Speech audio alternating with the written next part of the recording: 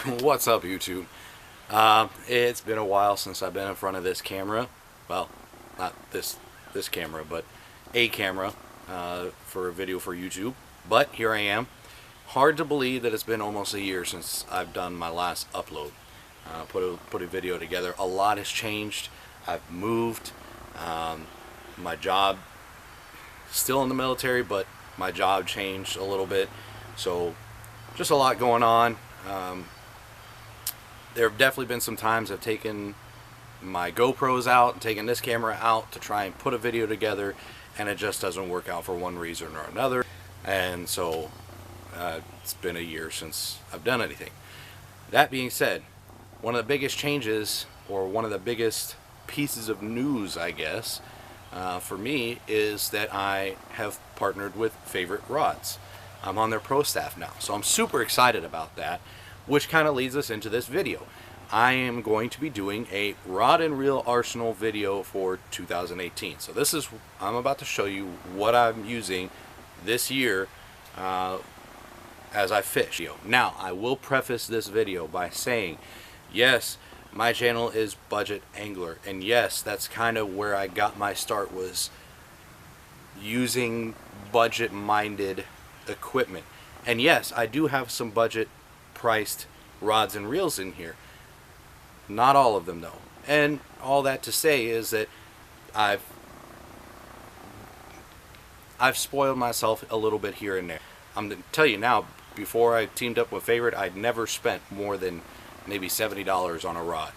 That being said, first rod, it's a 6.6 medium heavy whitebird with a Shimano Caius 6.3-1.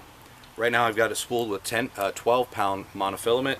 I like using it for square bills, believe it or not, just because typically with me, when I'm throwing a square bill, I'm trying to do short target casting, throw past a piece of structure and bring it past there, or throw along a rock pile, throw kind of parallel to the bank. So typically I'm throwing shorter casts, things like that with this rod. So that's rod number one. Rod number two. Look at that, another whitebird rod. This one is a 7.2 heavy with a Shimano Canon 6.3-1. I've got it rigged up with a Texas rig right now. I use this for a whole bunch of different stuff. I've thrown lipless crankbaits on here. I've got the Texas rig on here. I've put a jig on here. Like I said, I just use it for all kinds of different stuff. I like the little bit longer rods. I've kind of gotten accustomed to those. Started out when I first started fishing throwing a 6.6 to a 7 foot. Now I've kind of stepped up, and I like a 7.2 rod is about what I like. This certainly fits the bill. So that's rod number two. Rod number three is a 7'6" medium heavy moderate action balance rod with a Shimano Caius 6.3-1. I got 12 pound fluorocarbon on here, and I'm throwing a lipless crankbait on here. Now this one is definitely one that I think I'm going to stick with, that lipless crankbait, or maybe a deep diving crankbait.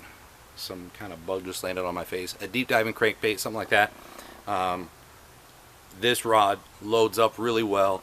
I can launch my bait forever, and like I said, it's a moderate action, so it's got a good bend halfway down the rod. This rod gives them that chance to really bite down on it before you set the hook. I broke this rod in real good yesterday.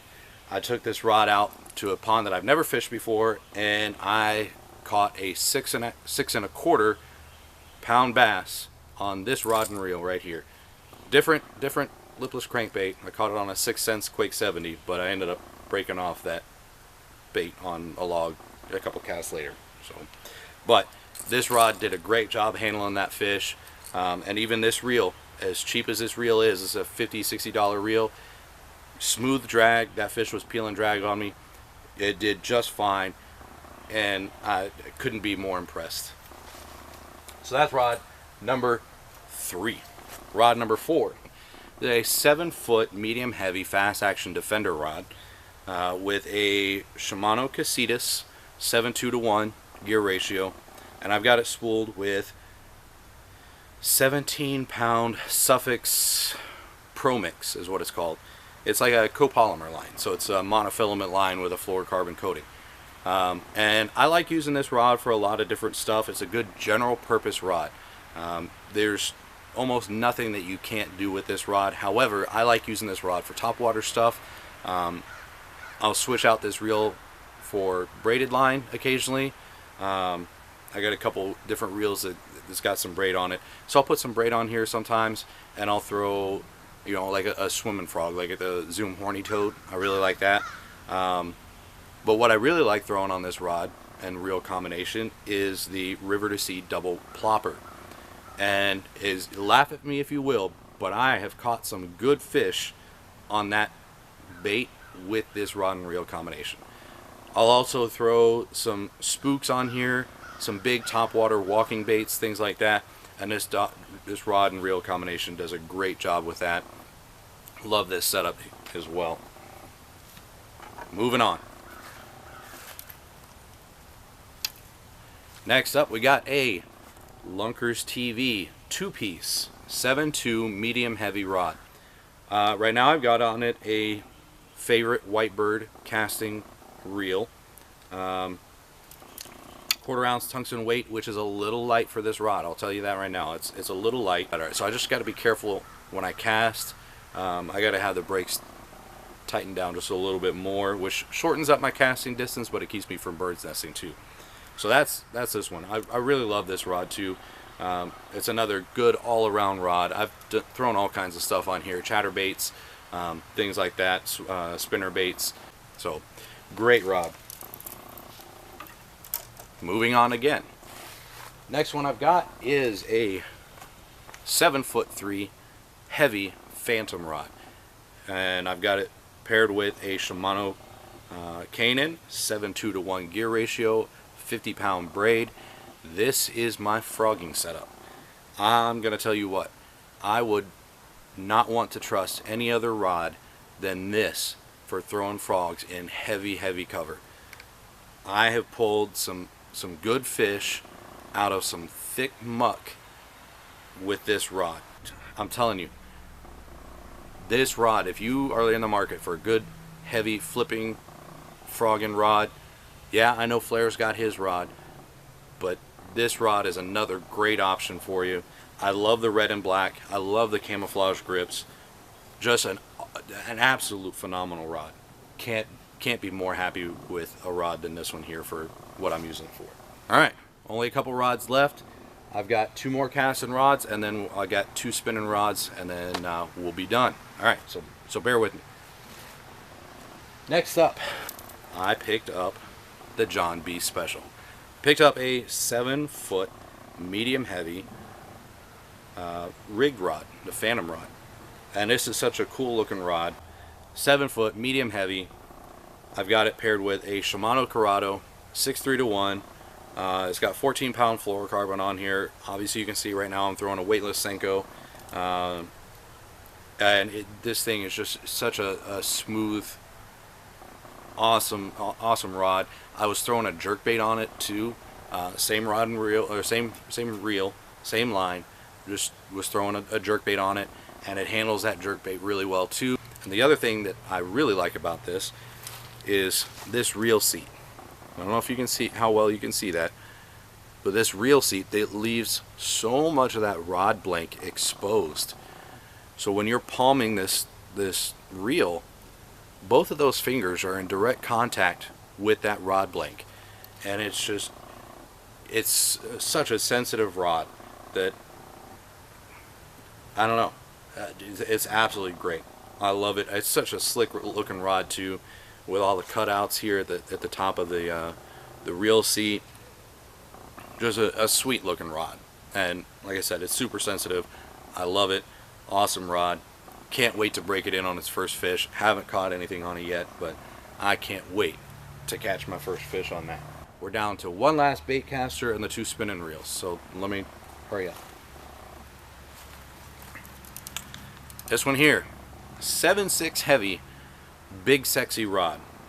with a Shimano Metanium DC7.